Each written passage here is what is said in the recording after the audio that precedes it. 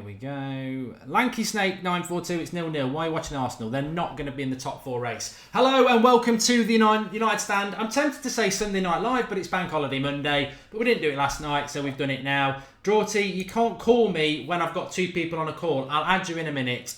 He is going to Drawty is going to join us, but I'm joined visually, as you can see, by Ross and Alex. And the first topic we're going to talk about is Jose Mourinho stuns Manchester United fans, because he did stun Manchester United fans with the lineup yesterday. Obviously, I was at Old Trafford. I do take full credit for the fact that we scored an early goal and we won a game and we played really well. And I did say we'd beat Chelsea, but we'll get into that in a minute. And there is sarcasm there. I don't take full responsibility. I did say we'd beat Chelsea, but I was absolutely furious with the lineup yesterday, and I think any Manchester United fan who I've seen that Liam Canning try it on a bit later. Oh, look at all these Super Reds who were saying they're really pleased, but at the time they were really angry. If you weren't angry with that lineup when the lineup came in, you're not a United fan, because it was an awful lineup. Let's be honest, it was an awful lineup, but I'm building to a positive here, Ross, because the fact is that was our reserves. Nobody was happy with that lineup.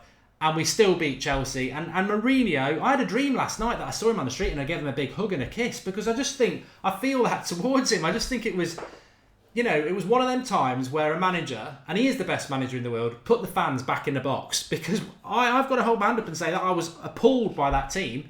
But for me, it was brilliance. It was brilliance from Mourinho, but I want to sort of develop it a little bit later in the show. But what I would say is that it reminded me yesterday, watching the game, of sort of like Chelsea rolling into Bournemouth or Southampton or someone like that. And that Bournemouth-Southampton team are just well-drilled and up for it. I don't think United are suddenly going to be champions with that team yesterday. But what I think it did do is Mourinho had obviously put a lot of work into this and had everybody totally and utterly drilled. I don't know what your thoughts were, but I mean, going back to that, I was stunned by the lineup, and I would challenge anybody to say they weren't.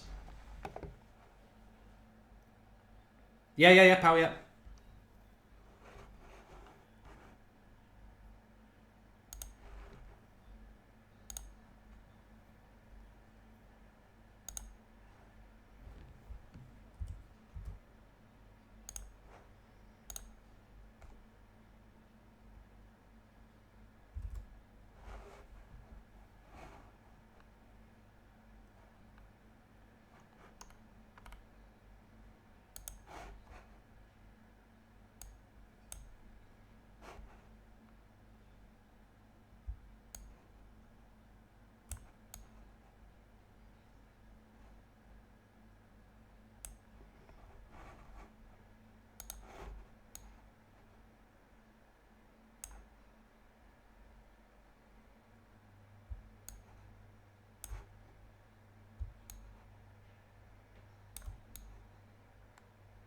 Yeah, I mean, Alex, you obviously would have watched the game as well. I mean, talking about the selections from Mourinho, were you surprised as to how well it actually worked out against the side that, they are unbeaten, been fantastic this season, but, no shots on goal. What do you think it was that just went right for United yesterday that we've been unable to do with better lineups?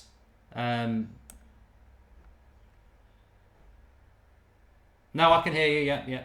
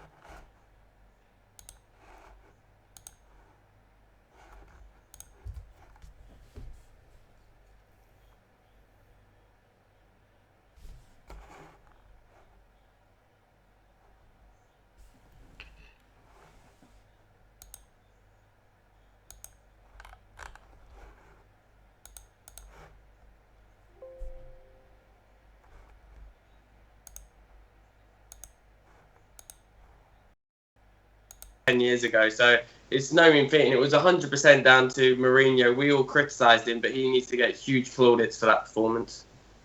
Okay, I don't think anybody has actually heard anything you or Ross have said because I've been busy doing everything. And if Alex, you want to repeat what you just said there, and then we'll go back to Ross, and then I will sort it out. But I think I know why it was. But we were talking there about how what it was yesterday that was the big difference really from other games that helped us beat Chelsea with a team that far from our best team when you think about Zlatan, Mkhitaryan not in the starting 11.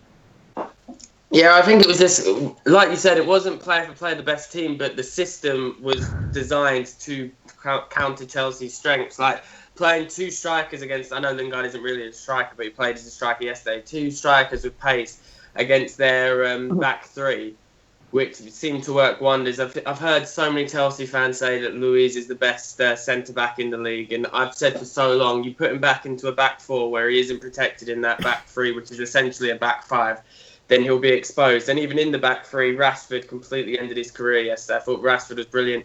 Lingard was really good as well. He's starting to... I don't want him as like a regular first-team player, but I'm not really minding at the minute that he's getting so many starting opportunities because I think he's doing really, really well. And it's what he's doing off the ball as well, like some of his runs that he's making rather than his all-out ability. He is limited, but he does offer things, and his pace was really good. But to beat them with what essentially was our reserves was a huge achievement, and I hope Mourinho does get the credit from the press and stuff that he deserves. We're going to try and keep people's comments short tonight, so Drorty will be speaking after Ross. But for those who I'd forgotten, well, it's my fault about the audio, but basically Alex and Ross were just, calling City fans and everybody a bunch of CUNTs. No, they weren't really. But Ross, repeat what you said, because everybody sort of missed it there. We were saying, Jose Mourinho stunned everybody yesterday with that team, and I would challenge anybody who was a United fan not to have been annoyed by it. And there's nothing wrong with that.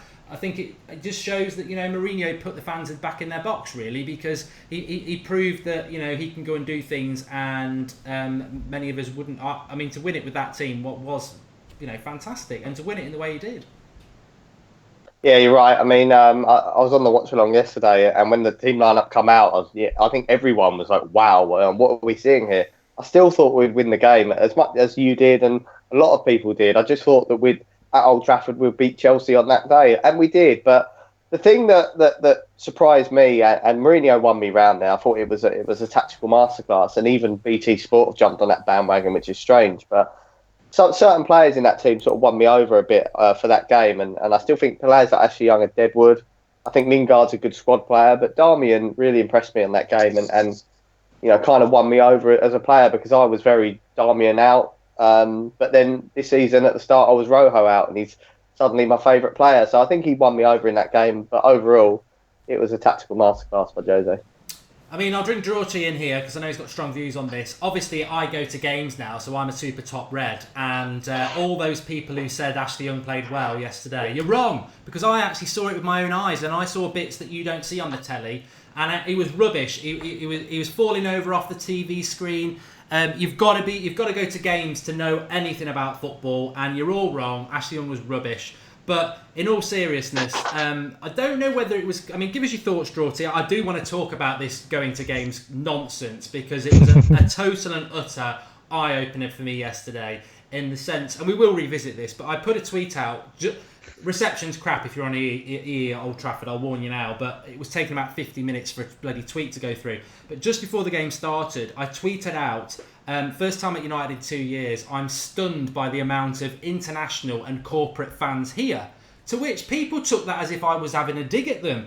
I can absolutely clarify this now, I am not. I think it's fantastic that over 80% of Old Trafford is full of international tourists coming to watch Manchester United and corporate fans, because it just confirms what I've been saying for a long time. Manchester United's a global club, and where were all these top reds, apart from the Stretford end, which was fantastic? But it was an eye-opener in a very, very good way. I had a meal before the game. People have ripped that out of me because I had a VIP badge, because I went for a meal before the game, because I chose to go for a nice meal before the game than have 4 or 5 pints and get pissed.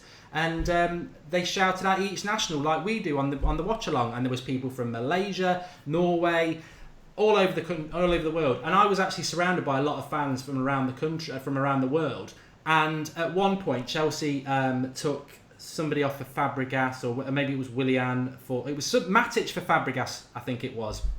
And they're having a chat behind me, these couple of Malaysian lads, about how that affects Manchester United, how Fellaini should be taken off now because he's not quick enough and the midfield's going to get swamped, which it did for a few minutes, but he didn't take Fellaini off. I thought, you know what, brilliant. But Drawty, I've gone off a little bit there. Your thoughts on the game, and what about United in the top four? Well, I was going to say your reception must have been pretty bad because I didn't actually get you a selfie until 3 a.m. So, Old Trafford isn't that great then. Well, maybe. I thought the team played really, really well. I thought Ander Herrera was fantastic. It kind of made up for the Chelsea game where he got sent off. It was almost like a rerun, and it was the way how we were supposed to do it in that game. To be honest, I can't really lay any fault at any of the players. I thought they all stepped up, and Jose just showed exactly what he could do. I mean, this is a guy who's won the Champions League with Porto. So he's shown he can do it with a weaker side. So everyone said, it was his second string sort of 11 out there yesterday. But to be fair, they did the job. They really did go out there and do the job. And it's shown that it doesn't matter what team he's got, he can make them perform. What was telling, though, was putting Lingard up front to Rashford gave us that pace up top with the two. It hasn't happened all season. Not having Zlatan there, we know he's a fantastic finisher. But having two players there who really have put in effort all the time, no matter what you think of Lingard, he always puts in a shift. Even if he's playing badly, he will keep running and keep running. Even Rashford will do the same. And because they were both on form yesterday and they were putting in the effort, it just really took us up a level, which is probably why we played so well. Lots of you watching tonight, thanks for joining in. Please do drop a like on the video. It'd be lovely to get 500 likes while we're live. Lots and lots to talk about. One thing I don't know whether it was abundantly clear, Alex, was that I very rarely give a 10 out of 10 performance. Herrera was absolutely superb, just absolutely superb.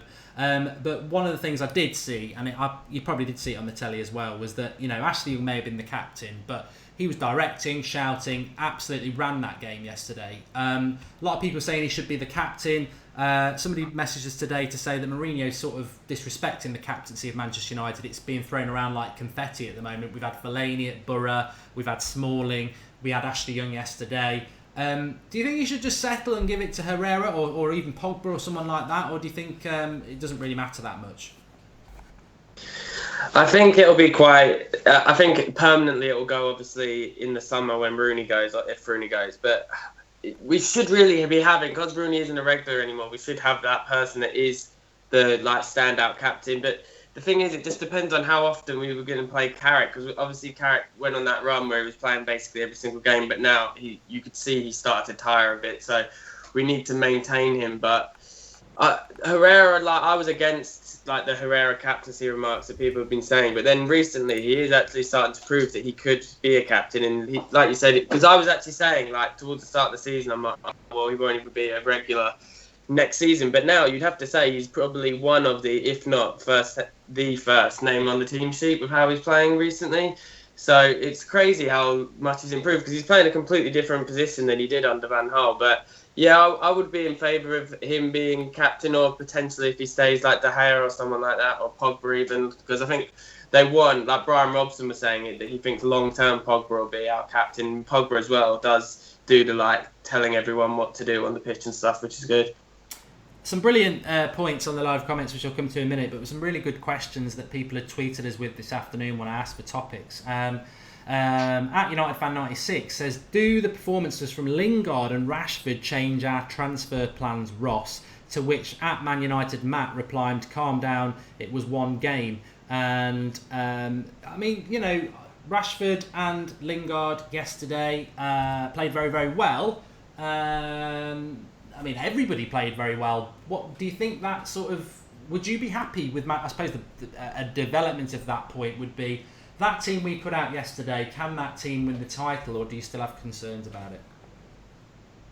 I don't think that performance would have changed our transfer plans at all. I think Mourinho's always trusted certain players in the team. He's trusted Darmian, he's trusted Lingard as well. But like we said, Mourinho isn't a mug. He's won He's won titles everywhere he's gone, and he's won the Champions League with some poor teams, I know, but he also knows what great teams are. He managed Real Madrid, so I think that he will strengthen, and I think that the players that he trusts will always be in and around the team, but whether they start all the time, I'm not sure. Lingard, Rashford, Darmian, they're all going to be there next season.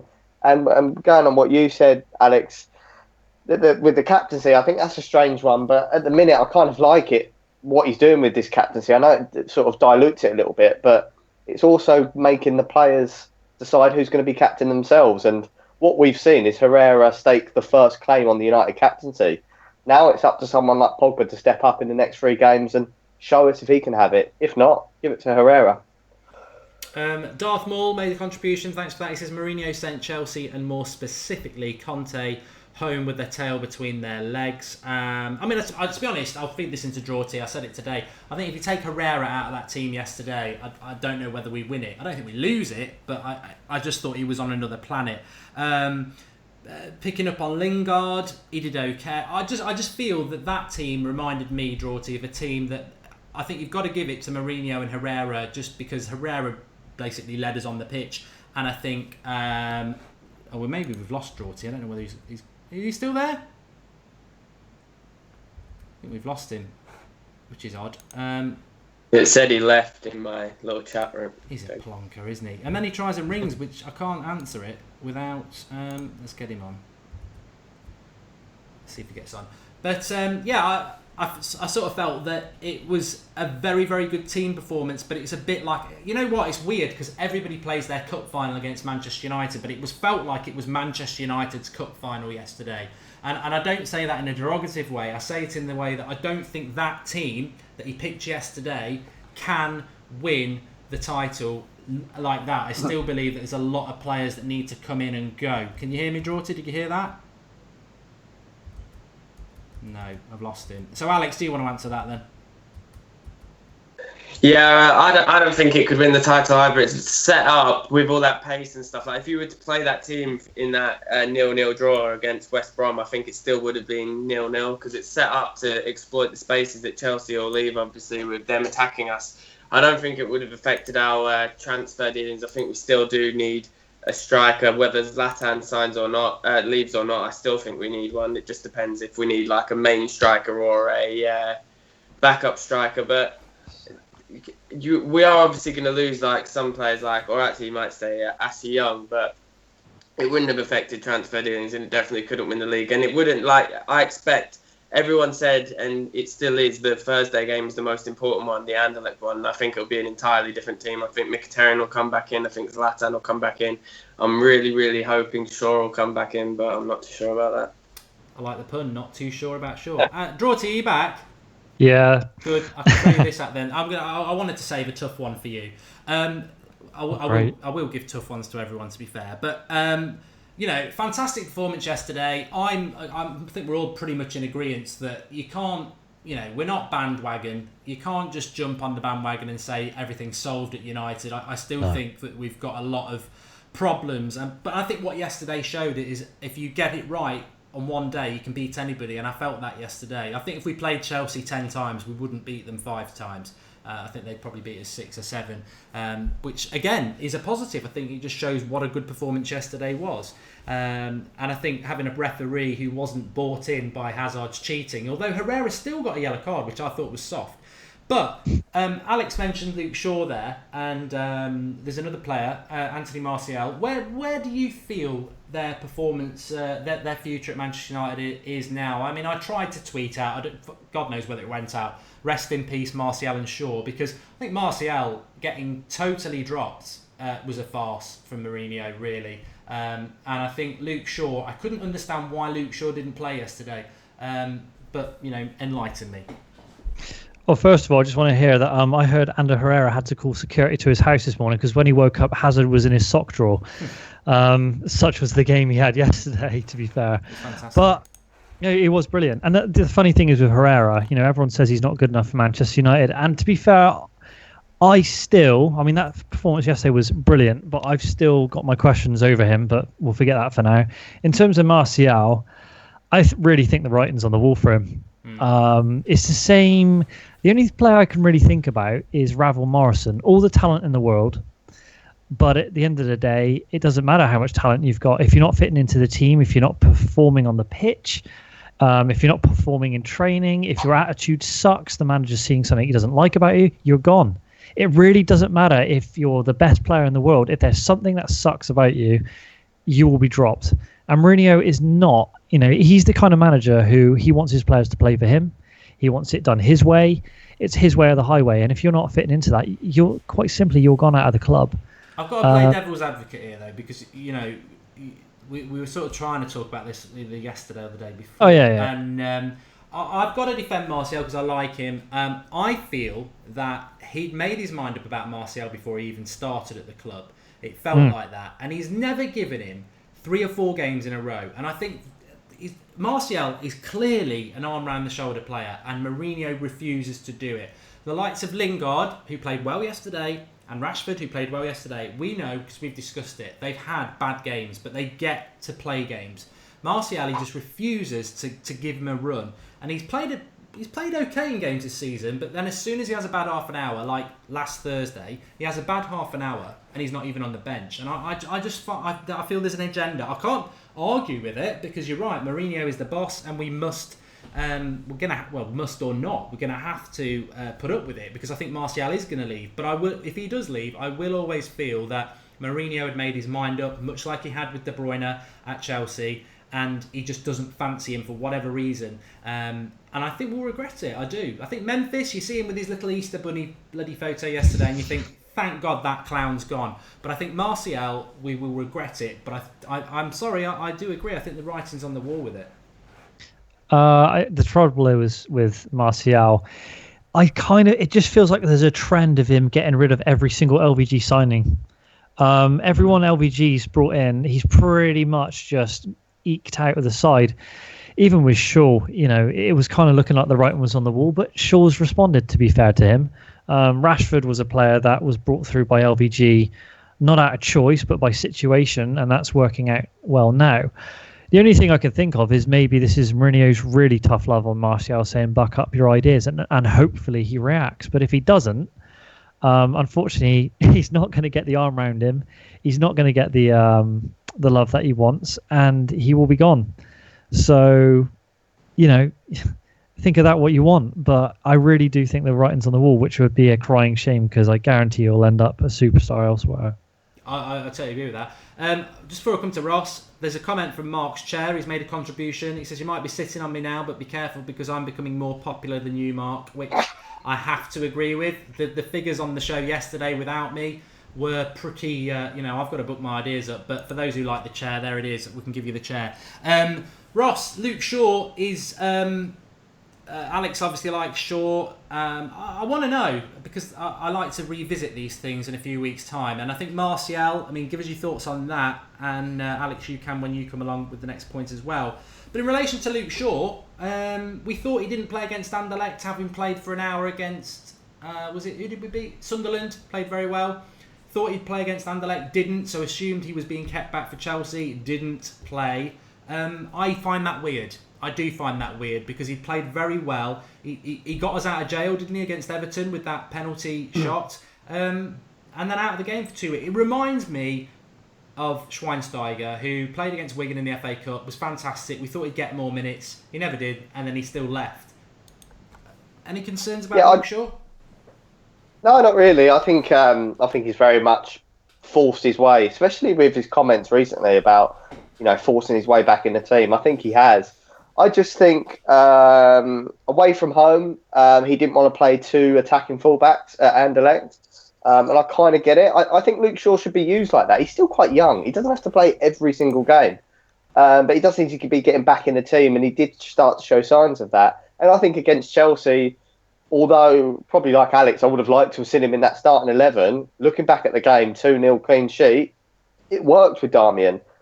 Luke Shaw's a better left back than Darmian, but then Darmian probably is better defensively. So for that game, fine. I think at home to Anderlecht, that's where we need to be seeing Luke Shaw. So hopefully we get that, and I think we possibly could. But I just think in the tighter games where Mourinho is a cautious manager, he doesn't really want to risk to, flying fullbacks. And I think we'll always see one fullback that sits. And on Martial, I kind of agree with Jorty, to be honest. I think he does remind me of Memphis a little bit, to be honest. And Memphis was phenomenal, and that all went down the pan.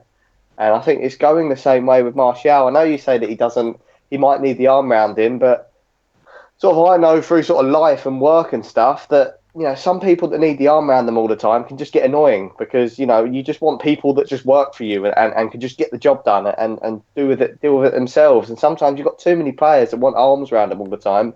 It can just get annoying when you've got someone ready to step in that will just do the job. So I'm on the fence. If he stays, I love it. If he goes, so what? We've got a cracker for you, Alex. Should Fellaini get a new contract? Oh God! Now, just before you answer, I must add the Fellaini bandwagon is heavy. It's top heavy with people at the moment. They're all back on it, so you might want to manoeuvre your question down that route, but it's up to you. Well, first of all, how long does he have left? Like 2 years, or is it 1 year? They signed him in January for another year, so he's got another year. But the rumour is that Mourinho wants to give him a longer contract.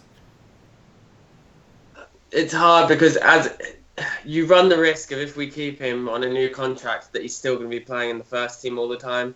And like when I criticise him for going into the first team, he does actually seem to end up having a good game. So, like yesterday, I thought he was good, and he does have his uses. Like if he was to be played as a squad player and then come in sometimes for certain games, then he is useful to have, and I would keep him on. But it's the fact that if we keep him on, he'll probably still be starting games next season, which I feel like is just so frustrating. If we want to play this fast, free-flowing football, we can't have Fellaini in it, because as soon as he gets the ball, he just stops, looks around, and just slows up, like kills the attack.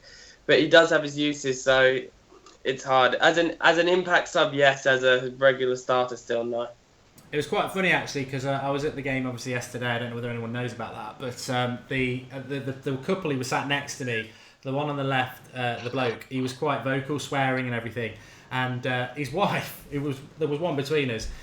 She, every time Fellaini got the ball, she was like, "Go on, Fellaini, I love you. Go on, Maron." And I was just like, "Oh fucking hell, this is a setup." But at one point, David Luiz and Fellaini tackled each other, and the husband went, "Have that, you fuzzy head, useless twat." And the wife turns to him and goes, "Leave him alone, leave him alone." And he's like, "What are you on about? He's a bloody Chelsea player." She's like, "I thought he was on about Fellaini." But you know what?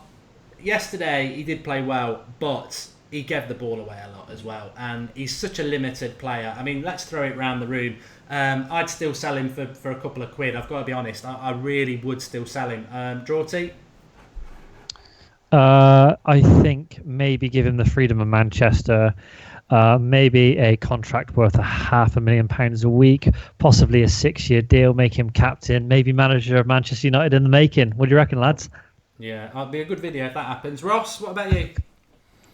You know what, Mark? Please don't go into acting, mate. Your impersonations are dreadful. But yeah, I'd give him a new contract, and just because I think he's still got a job to do. But I don't want him to start, obviously. But off the bench, I'd be happy with that.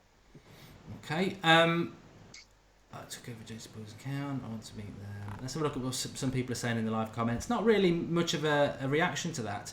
Happy Rick says the toilet brush has its uses, which is true. And how does he deserve it? We have Herrera to thank and Fellaini to hate for top 4 chances, 1 game changes. That's a very good point from Excel, actually. You know, I find that, and I've got to defend Martial a little bit here. Yes, he had a bad half an hour, but people forget that we drew in Anderlecht because of Fellaini. He has but he gets to start a game. He played okay yesterday, and everyone forgets about it. I just think that's my point with Martial. It's like, yes, he played bad on Thursday, but Fellaini cost us the result. But Fellaini starts yesterday, and we all forget about it because he played quite well. And that's my point about Martial. It's like every time he does something bad, he's out of the team. Whereas I think if he was given the opportunities people for like Fellaini and Lingard have had, where they play bad but they get to play the next game, I just think that would have worked with Martial. But I do feel that he's probably just made his mind up. And I think the attitude thing is is laziness by everybody when they say, "Oh, he's got a bad attitude because he looks grumpy." Well, he looked bloody grumpy last year, but he was our outfield player of the season. So I just think until you know, passing judgment on his attitude's a bit unfair on him, and I think it just suits the agenda that people are starting to turn against him. But Drawty, I think you were quite critical of Rashford as well, weren't you? I think you called him the new Danny Welbeck. When was this? I'm sure you put tweets out over the weekends, basically slating the whole squad, and you said, "Oh yeah, no, I did." Rashford's just another Danny Welbeck, and it's only because he's from the youth team that he's any good, and really he's a load of rubbish. I don't know why you did say that, but actually I'm making it up. But I mean, I don't know what your thoughts on Rashford, because there are fans who have said he's another Danny Welbeck. He won't amount to anything. And I've backed him a lot. I think, I do think I think he's a bit like United this year. I think there'll be ups and downs. But what it showed yesterday, and it sort of feeds in, and I want everybody's opinion on this, is that not many people have sort of picked up on it. But Manchester United worked yesterday because we didn't have Zlatan at number 9. And that first goal, Zlatan doesn't score it. I mean, the pass is superb by Herrera, but it's the pace that Rashford gets there. Zlatan can't score that goal. No, I agree. First of all, I mean, there's 1,400 of you watching. So if you could get up to 750 likes, you'll get 5 minutes of chair for that Danny Welbeck comment. So you have to do that now. But Rashford, I did say he's been all pace, no finishing. He's got a lot of skill, but again, his final ball's not been that great. The kid is still only 19. But then again, we could say Wayne Rooney at 18 was banging in goals for fun at Manchester United. So, players don't always develop at certain ages. It takes time. Some strikers don't come into the fore until they're, 22, 23. Look at Cristiano Ronaldo. Was he the finished product at 19? Definitely not. Was Lionel Messi? Definitely not. There aren't many strikers who have come on the scene at 19 and are just banging in goals. Michael Owen pretty much fizzled out after 19. He was absolutely blistering between 18 and 19. Then his hamstring went and it all went downhill. We don't know where his development's going to go. He could become a Danny Welbeck. He could become a Cristiano Ronaldo. He could just become a solid striker. We just do not know. And it's all this guesswork. What we do know is that he's got the right manager to coach him going forward. He's got the right team around him. If we bring in the best players we can in midfield and he's got supplies, he's going to have more chances. He definitely needs more game time in that position. He's been playing too much out on the wing, and that's really not his game. Zlatan, he is world class. I love Zlatan to bits. I like Zlatan more than Cristiano Ronaldo or Messi for me. I've always rated him. But what I will say is, whilst he's been integral to our season, without him, our goal, and all those goals, we probably wouldn't be in the position we are right now. We definitely need a Griezmann, and we probably need another striker. We know Rooney's going to go in the summer. Zlatan could go to the MLS. Rashford can't do it by himself. There's a lot of pressure. He just needs another 2 strikers with him. He can rotate round or play 2 up front, because it worked yesterday with Lingard. And then I think we do have a solid squad moving forward. But Rashford can be whoever he wants to be, but he just needs to get his head down and work and focus on his finishing. Marin Fellaini's made a contribution. I hope it's the real one. He says, "One day I will lift the Champions League trophy as captain of United. You cannot stop fate, mate." Kwame says, "All those who were calling him Trashford," that was the name, you were right. And ultimately we can get a better player to play his position with less liability. That's from Quis Goodrew. And Andrew Ellis says, "Jose has favouritism with so many players," which I think is true. But I think Marcus Rashford yesterday will have done himself no harm at all in Mourinho's eyes, because it was a very, very mature performance. And he battled with Cahill and Luis all afternoon. But Ross, just picking up on that Zlatan point, there's rumours that we're going to offer him 20 million to stay for another year. He's currently on 13 million a year. That I must admit that concerns me. But I mean, where do you stand on this? Do you want Zlatan to stay? Did you see something yesterday that makes us a better team? I mean, I don't think we win the game in that way if Zlatan starts yesterday. You know what? This is not going to be Zlatan's fault, and the reason why I don't want him to stay, like Drawty, I've loved having Zlatan at our club this season. We are a completely different team without him, and I don't think we're worse without him. I just think yesterday's game suited Rashford, but there's a rare that happens once in a blue moon, because teams normally just sit back against us. But it's Mourinho's use of Zlatan, which is why I'd probably rather him not be at the club, because I don't really want to sit through another season of 90 minutes Zlatan, Zlatan plays poor, Zlatan doesn't get subbed off, because that winds me up. If if we see more of what we saw last week, where Zlatan, regardless of how much he's paid, I couldn't care less because I think he brings in more money with shirt signings and sponsors. I'd like to see him rested every now and again because that's Rashford's development. What we saw yesterday, Rashford sitting on the bench looking at Zlatan isn't really going to develop him that much. So if he plays him like he has, yes, but he won't. He'll just play Rashford, Zlatan 90 minutes every game, and that'll wind me up. So I'll be happy to see him go to the MLS and replace him. Fair point. I mean, Alex, the reality is, no matter what happened yesterday, I predict now that we're going to have a couple of bad results before the end of the season because I just don't think we can show that sort of consistency. I think, in a cup final situation yesterday where I predicted we would beat Chelsea months ago because I knew Mourinho would make it personal because of what Conte did to him at Stamford Bridge. And there was just no way, if you know Mourinho, he wasn't going to get at least a draw yesterday. I think he was set up, changed the formation.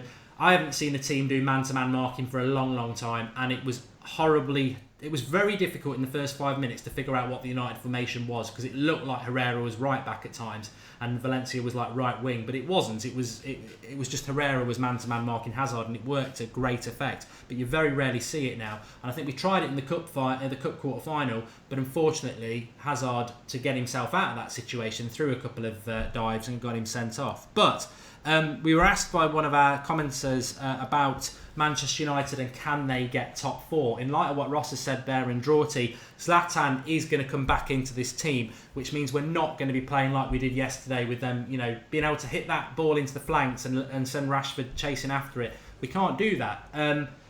Do you feel the United fans again are thinking after yesterday we can get top four now? I personally think Liverpool's 2 results against Stoke and West Brom away have more or less concreted top four for them. I think they were the games that you didn't need them to win, and they've taken 6 points. Do you think we can still get top four, or do you think it's still got to be Europa League?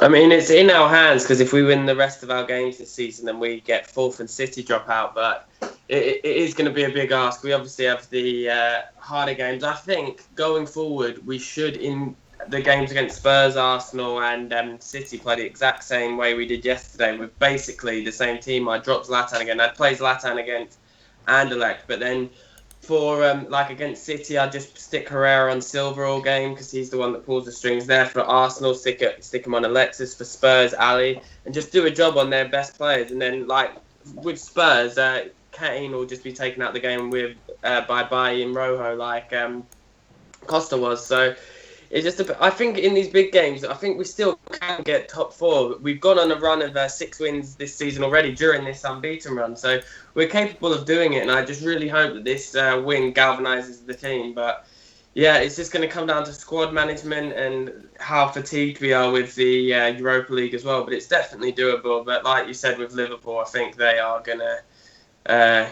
have the confidence to go on and get it. So if someone does drop out, I think it'll be City. And yeah, draw 2, still got City to play away, Spurs to play away, Arsenal to play away, and Europa League to sort of manoeuvre. Have you got any confidence that we'll get top four? First of all, Middlesbrough just equalised against Arsenal. Okay. Negredo. Ooh. I think, to be honest, all our eggs have still got to be in the Europa League basket. They have to be. Because I can't see Man City losing too many points. I can't see Liverpool slipping up. They just seem to be on a kind of run now. And obviously Chelsea and Spurs are going to be the top 2. Everything is on Europa League. But what I will say is if we do play like we did yesterday, we have every chance of winning the Europa League. We could put out that team in the final against any of those final teams in the Europa League and we could win it. And that's the thing. I think everyone's worried about Zlatan and kind of him slowing down play and, us being very reliant on him. Just think we didn't have Mkhitaryan yesterday either. Yeah. We didn't have, like I said, Zlatan. We didn't have Mata. It was good that Smalling and Jones weren't there. Rojo's he was brilliant yesterday. So was Bay. Darmian even did a job yesterday. It was a crazy, crazy team. Even Ashley Young played well. I know you said he was falling off camera and you couldn't see it, but Luke Shaw wasn't in that team, and Luke Shaw you would say is our best attacking left back. So, and even Valencia's injured. So, if we do get to the Europa League final, I really think we can win it. based on yesterday's performance, but it needs to be that kind of performance and with those players. And I think what Mourinho did yesterday is take the players that they might not be the best players in the squad, but they're definitely the ones who try the hardest for the team. And that was very much a team performance all over. And I think that's where the chemistry comes in. So if you can add to that over the summer, it would be really good. But for this season, top 4, I think is a stretch too far. Okay, Ross, for you, big Wayne Rooney fan. Even at the ground yesterday, a lot of people were saying that he's not injured. This is all a marriage of convenience where Mourinho doesn't want to use Rooney, but he doesn't want to embarrass him and get the big press that he's just dropped. And these injuries are just, they're not really there. Can you see Rooney coming back into the team and being a part of it in the last few weeks, or do you think we'll be limited by what we see of Rooney and these injuries may continue? I think we'll see a little bit of him coming off the bench towards the end of the season, and you'll probably see him start, depending on it. If it's a big game, he'll probably start the last game of the season, and I think he'll say goodbye to Old Trafford. And you know what? I'd love to be there to say goodbye to him as well, and I want to say goodbye to him. I don't want him to be here next year. I don't want this Rooney debate. I don't want the Rooney problem. I just want him to be replaced, and we can forget about him and move on and appreciate what he's done for the club and congratulate him somewhere else. I agree with what you're saying, the rumours. I think he's been doing this sort of injury convenience for quite a while, because every time he seems to drop out of form, he seems to get a mystery injury, and you never really hear a lot about it. So I think this has happened before in his career at United, and it's happened again, because it kind of again. I said it yesterday. All the issues around Wayne Rooney have disappeared since he's been injured. There's no question marks. There's no bringing him off the bench. And it helps the team. So I think it something along them lines might be going on. Yeah, I mean, I just sort of forget about him really. I think we are with Mata gone. We sort of need players, but everyone stepped up to the plate yesterday. I mean, even Darmian was really good as part of a back three. As a fullback, I think he's a bit limited. Well, I think a lot of the players who played yesterday are limited, but I think they all played at the top of their game because they were well drilled yesterday. It was as if we'd been working on it for weeks, but could have only been working on it for the maximum of 2. I mean, let's not forget, Chelsea had all week to prepare for that. We had like 2 days. I just think Mourinho and Herrera were just superb. 10 out of 10 from both yesterday. Hello, Mark, says John. Hello, John. I remember stupid Man United fans telling me Martial is going to be better than Thierry Henry, says Tony G. Still think he would be if he was given a chance. And here we go. There's always the Rooney brigade always starts. T-Dog man. Rooney's got the most assists for Man United this year. And news needs updating. I don't know why the news tack is going along the bottom. At least someone reads it, because I certainly haven't noticed that for the last 45 minutes. Let's turn that off. But all right, Alex is a big Pogba fan. Lord Voldemort's made a good point. It sort of slipped out of my head. Pogba yesterday, I would say Fellaini played better than Pogba. I thought Pogba was okay, but again, he didn't grab the opportunity of the big stage. Herrera did. I wouldn't say Pogba played badly yesterday, and it is frustrating that people come back to it, but he's never going to escape the 90 million price tag. And at times yesterday he was quite infuriating. And being at the game, I don't know whether you know I went to the game, but there was a lot of frustration, sort of mumblings every time Pogba lost the ball, which is always a bit of. But I remember years ago people used to do it with gigs, so there's nothing to read in there. But Pogba for you, does he still need to do more? In terms of yesterday, it's weird. I've seen like half the fan base say he's had an excellent game. Half said he was terrible yesterday. I don't think he was terrible. He did some good things, create some chances, but he does seem to sometimes dwell on the ball too much. And I think the price tag thing, he says himself that he doesn't care about the price tag, but I think he does try to live up to the price tag, and he is starting to get a bit annoyed about some of the comparisons. I saw a Sky interview with him with the comparisons to Kante and stuff, and how he's saying how people are expecting him to be a striker, a centre-back and a midfielder, and that's not his game. And I think some of the people that are saying that Pogba's flopped this season are the same people that used to say Carrick was shit, or still maybe even think Carrick is shit. They just don't understand the game like that. He's created more chances in the league than any centre midfielder from any team in the Premier League. So he isn't doing that badly. Could he be doing better? 100%. But if you look at it, if those 8 goals, 8 shots that hit the post went in, everyone would be saying he's had an absolutely fantastic season. So it's really fine margins. He hasn't performed to an £89 million player, but no centre midfielder would ever perform to that for that sort of money. And I think he is going to be one of our best players. And I think overall, in terms of the whole season, he has been one of our better players anyway. But he's going to be, judge him on next season, not off one season, because if we judged Vidic, Evra, De Gea off one season, then they wouldn't have been the club legends that they are. Definitely split, like you say, on the live comments. Blake saying Pogba probably the only player below 9 out of 10. Danny Taylor, Pogba world-class team player, and Pogba will be better next season, says Rick Worley, not the only one to say that. RL Joe Gamers, Pogba tries too much and he gets the ball instead of doing the easy passing. Pogba will be fine next year, says Sean Coley. And George Kyle says Pogba was great yesterday. I think he's got more in him, but maybe he's just going back to the basics, because he made some good tackles yesterday. Some of his passing was quite good. He's got more in him. And let's not forget, he made the tackle of the game yesterday as well. Yeah. And let's not forget, as Tox Kazim says, Pogba had Kante to deal with yesterday, and Kante is, arguably player of the year. And I don't think Kante was put in anybody's pocket yesterday at all. Kante did okay, but he didn't have his normal influence on a game, and that's definitely down to the way that people like Pogba, Fellaini, and Herrera played as a midfield. It was really good. Let's change tact. Let me have a look. Where's the comments? God, I've lost it. It's so annoying when I do that.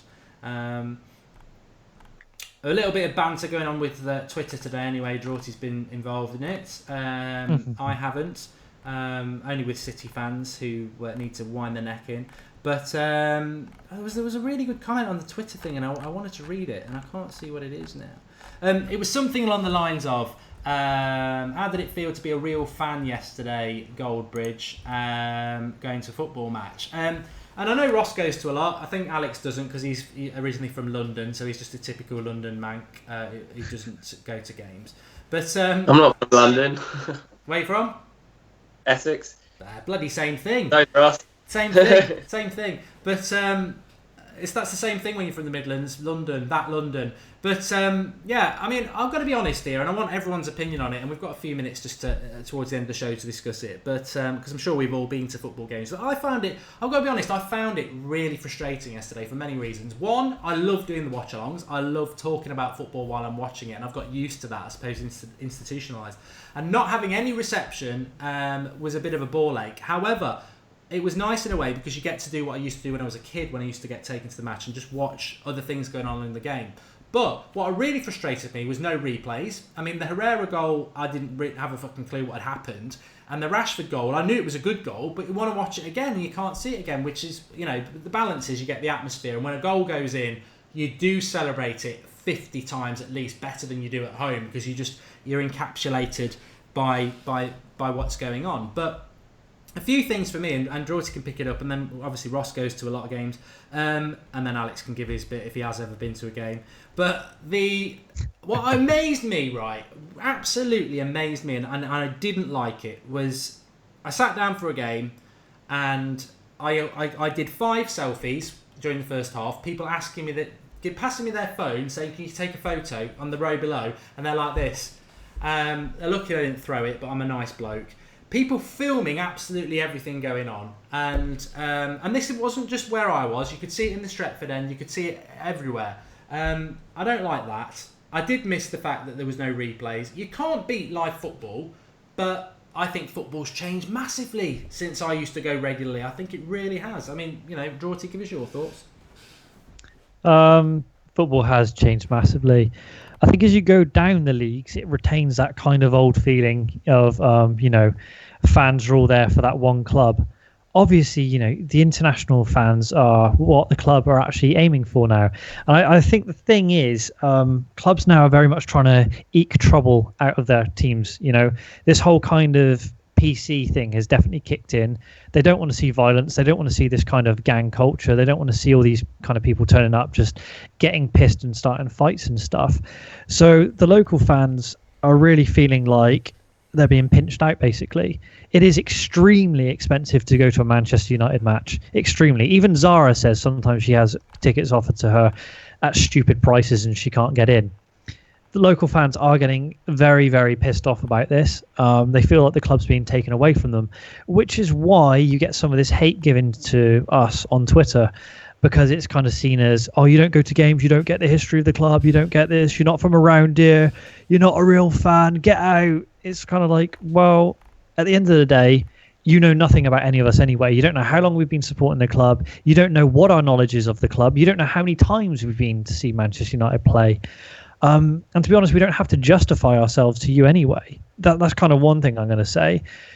Mark, we've spoken many times on the phone and stuff, and I know how many times you've seen United, and I know how many times you've been to see the team play in the past, and obviously you love the kind of interaction on the channel.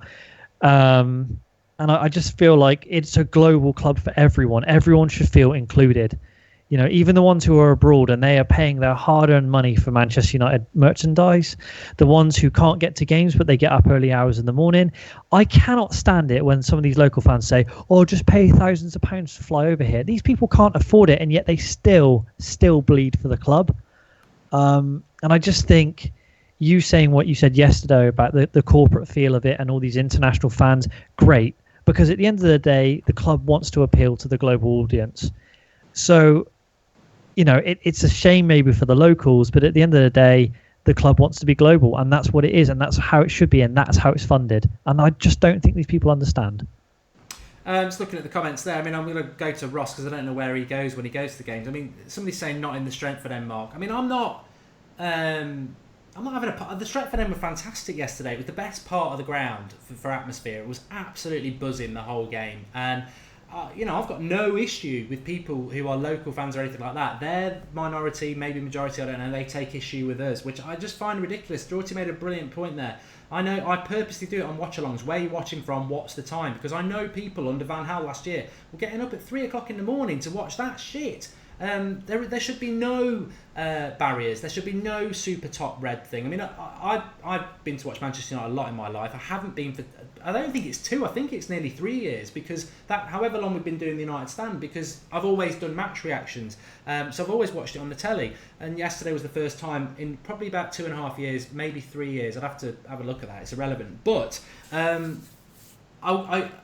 put that on a tweet because I'm proud of the fact that I went yesterday. I enjoyed it. But people are like, oh, he's not been for 3 years, mocking it. Well, what is the manual? What is the manual about being a United fan? Because I tell you what, there is no manual. If you support Manchester United wherever you are, it's a global thing. And I go back to what I said before. I wasn't mocking corporate elements of Manchester United yesterday, and I wasn't mocking how many tourists there were yesterday. I actually liked it because I don't get corporate people having a pop at our channel. I don't have international fans having a pop at our channel. I get the local fans having a pop at our channel because they're from Manchester and they go to games. And to be honest, well done. If you ever want a pat on the back, let's arrange it. But you're not a better fan than anybody else. And football is changing. And yesterday was a massive eye-opener for me. It was unbelievable. All around the ground, Old Trafford, in all the pubs. It's just international, and that's got to be a good thing because Manchester United are an international club. And if we didn't have it, we'd be down there with Bury, wherever they are, because we wouldn't have half the support we have. But going back to what I said there, Ross, you go to a lot of games. What's your feel about it? I'll echo what Dorothy said, to be honest.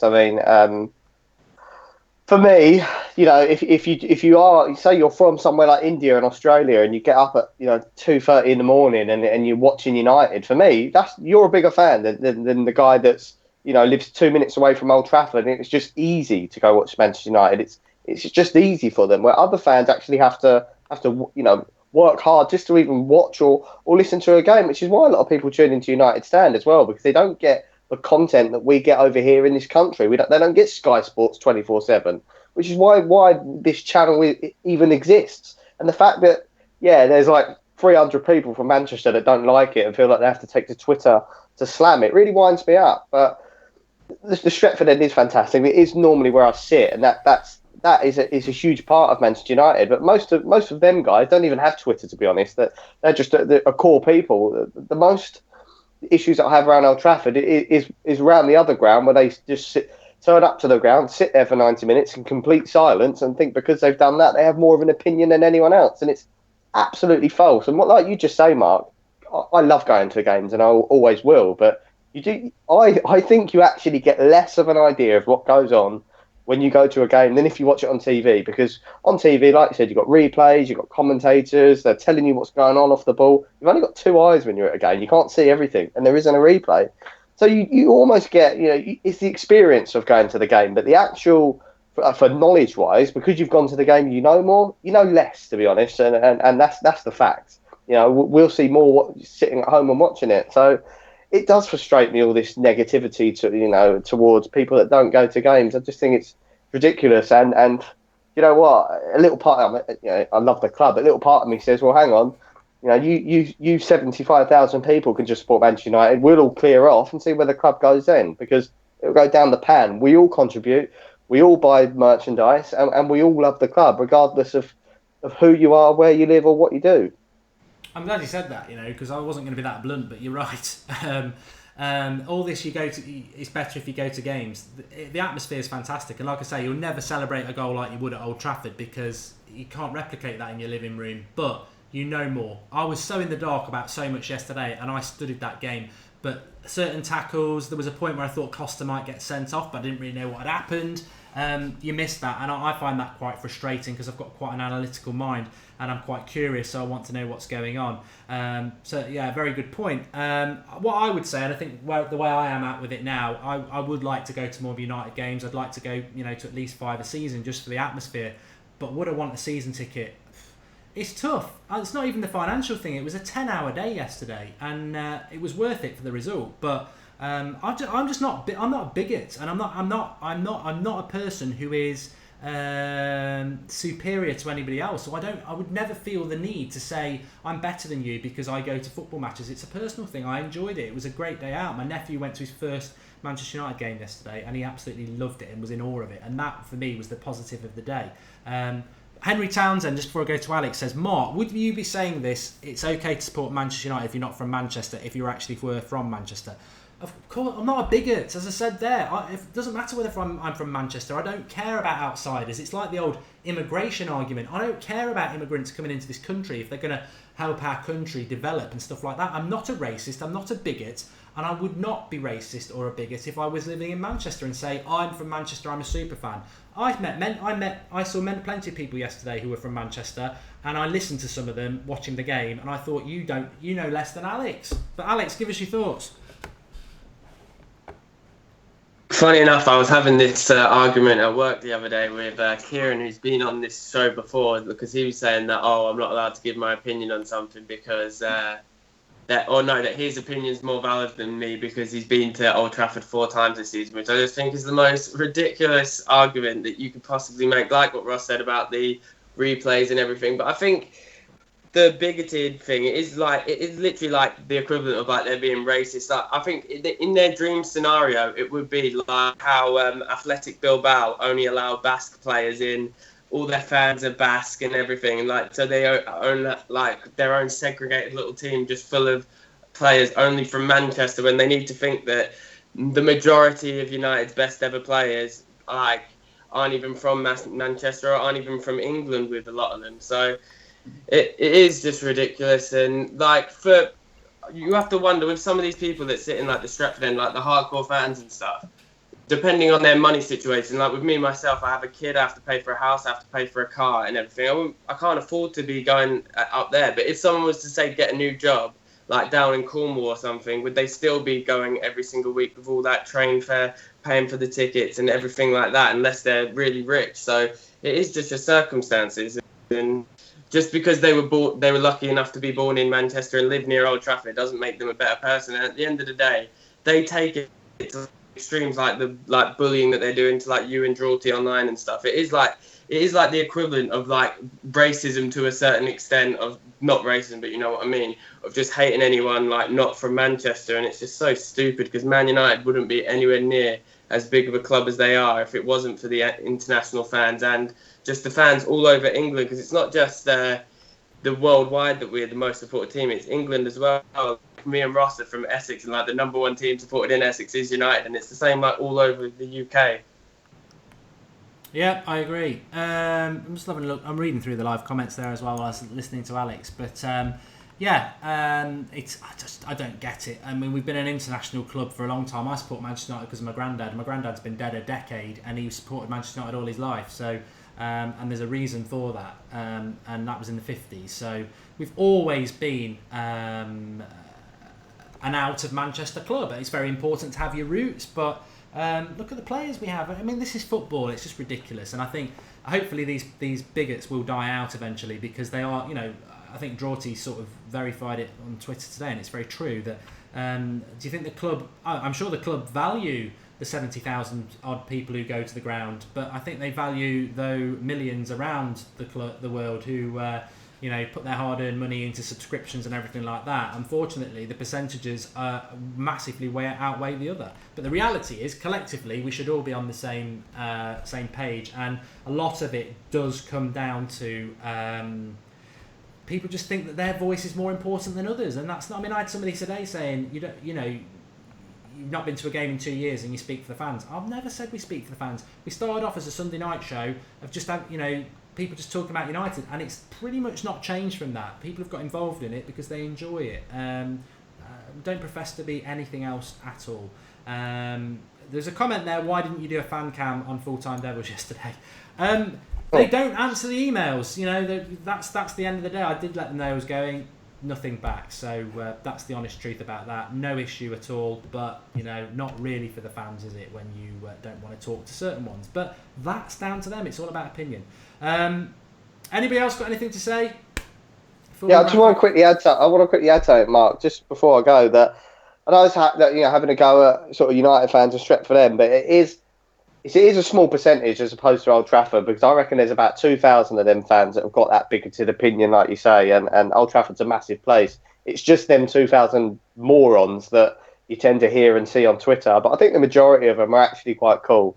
There's just a very small percentage of them that are as they are, which is wrong. Exactly, and as I said a few minutes ago, the Stretford End was absolutely amazing yesterday, and the away support is absolutely amazing. But you can't change people. Some people just have these bigoted views. Maybe they have really crap lives or small willies or something like that. I don't know. But there's a lot of hate there, Drawty. Or maybe they're eunuchs, because that could be another one. There's definitely a lot of hate there. I mean, I'm kind of I joke and laugh it off a lot because I just find it quite funny, and I find it a little bit pathetic that these grown men, like in their 40s, 50s, 60s, have got to go onto Twitter and feel like they have to have a moan, and they will love it that we're even talking about them, because they think they're getting attention, and their ego's being slightly massaged, and they're thinking they're still relevant, and it's kind of, it feels like an English Defence League sort of meeting. It's kind of, oh, we're from Manchester, everyone else can go fuck themselves, pardon my French. It's literally like that. It's pathetic. It's why there's borders in countries and stuff like that, and why people don't get on. As Alex said, it is bordering on racism. It's like the hatred between United and Scousers. It runs deep, okay? But it's always like you hate people from where they're from because they're not born in a certain place. It's like, no, I'm better than you. I don't want to hear your opinion. No, sorry, you're born in another county. Again, I don't care what you've got to say. It doesn't matter. It's small-minded, moronic idiocy of the highest quality. And these guys, I don't care how long they've supported the club. Because, to be honest with you, does it make them a better person? Probably not. Ross is shaking his head there. I mean, Ross, I think, when you go to a game, there is a lot to be said for atmosphere, and an atmosphere can carry a team. If everyone's shouting in the same voice, the players pick up on that and they go with it. But I feel like football's being diluted a bit. When you've been to matches, do you not feel like those, as you say, 2,000 minority fans, are they actually making the difference? Are they actually making a difference these days for these players? No, they don't. But we all want, even when we watch it on TV, we want to see an atmosphere inside Old Trafford. So they do have an integral part, because without any atmosphere, we'd turn it into Man City. We don't want that for a start. So there is, but that's not them 2,000 people. That's the 60,000 ground, like you said. Yeah, they think they're they're godly because they live in Manchester, but loads of people live in Manchester Sport United. It's just these 2,000 morons or whatever figure they are that they just need to be seen and not heard. Or yeah. I think, by the way, I don't want to, because we like to be fair on this channel. Nicholas Zickp says, as a black man, please don't say it's bordering on racism. I totally get what you're trying to say there. I don't think we're saying that at all. It's that's a completely different issue. I think what Alex is just trying to say is, it's just this kind of why hatred amongst Manchester United fans. I don't get it. I genuinely don't get it. It's just like hating people on where they are. It's ludicrous. And to be honest with you, as a Man United community, if we all start falling apart, it's kind of going to end up like Arsenal fan TV, which we really don't want. But in fairness to Robbie, I mean, I saw him last week in London, and he, those people who attacked him, he's basically met them and had a coffee with them, and they get on now because it was just frustration. I've never known anything like it with United. I think there's just some real, I don't know, maybe there are other clubs like it, but there is some real sort of militant elements in it that are just, you either have to bow down to them and say you're a super red, or they'll give you a lot of shit. I mean, like I say, I'm a nonce who does this in my mum's bedroom, and I'm a Forest fan as well. They've never met me, they don't know me, but they spout it like it's written in the Bible, of which none of those things are obviously true. But sod it, that's life, isn't it? I'm not going to lose any sleep over it, and I can't be asked getting into arguments with Manchester United fans. It's just ridiculous. Rude9 the Master says this one for Man United's Mourinho's first big win. That was a contribution on the Super Chat. And also, Orison, I missed this as well. He says, hi Mark, now that you've reached over 77,000 subscribers, did a lot of people recognise you at Old Trafford yesterday? Not one person came up to me and said anything. I think in the pub I had a few funny looks, but maybe they were just haters who didn't want to push it any further. I did have a little 8-year-old stood next to me. That's nothing to do with being a nonce, that's my nephew. And I had his dad and my stepdad with me as well, who were quite big blokes, so maybe they didn't fancy putting their money where their mouth was. But I mean, I'm not a violent person anyway. But no, I didn't have any of that. But apparently I've heard that some people who do channels have people going up and asking for their autograph. To be honest, I would be embarrassed. I would be absolutely embarrassed if somebody asked me for my autograph, because that's not why we do this. Like I say, we started off with... Alex used to get really excited if we got near over 100 people watching. So, that's how small we were at the start. It's grown because people like the content, and hopefully that will continue, because we've not really changed a hell of a lot, apart from obviously Drorty's brilliant graphics and getting the live comments and things like that. But the fundamental parts of the show are just United fans having a chat and being passionate. And you're not meant to agree with it all. That's why we have differing views. But there's no pretense, and I'd be bloody embarrassed if I was being asked for an autograph. That would be cringe fest. But I would be amazed if anyone asked me for an autograph. Good luck finding me. Yeah. If anyone wants to know, I've got. Oh yeah, from Canada, eh? Thanks everyone for watching. We will be back tomorrow night at 8:30. Not decided what we're going to do yet. Might do the Skype Goldbridge show, so you can call in tomorrow night. In fact, we probably will do that. So anything you want to discuss tomorrow night at 8:30. Match on Thursday, so got to do the preview at some point as well. This bank holiday sort of thrown me awry. But just before I go, I did predict Manchester United would beat Chelsea 2-0. The odds were very good. I think you won 28 quid from a tenner if you did that on the preview show. The link is in the video description. One thing I forgot to do is we've got this offer with Bet365. It's a match bet offer. We're doing a £10 to £100 challenge. But also, they are giving away a signed Sir Bobby Charlton shirt. The link is in the video description. Get yourself signed up. But we'll have more about that in the preview. But I'd forgotten to mention there was a prize to give away, because obviously we did the Rooney one last month. But thanks to my guests. Thanks for coming on, Ross. Cheers, mate. At Hazard90 on Twitter. Thanks for coming on, Alex. Yeah, thank you. And it's at AXAS23 on Twitter. And thanks for coming on, Drorty. Thanks, and it's at jennajameson.com.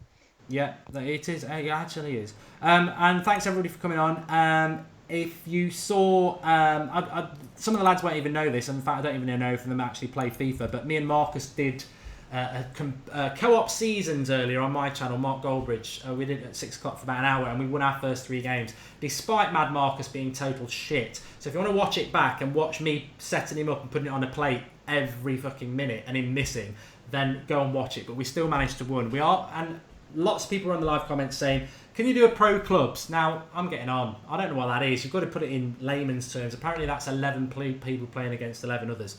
We will do it.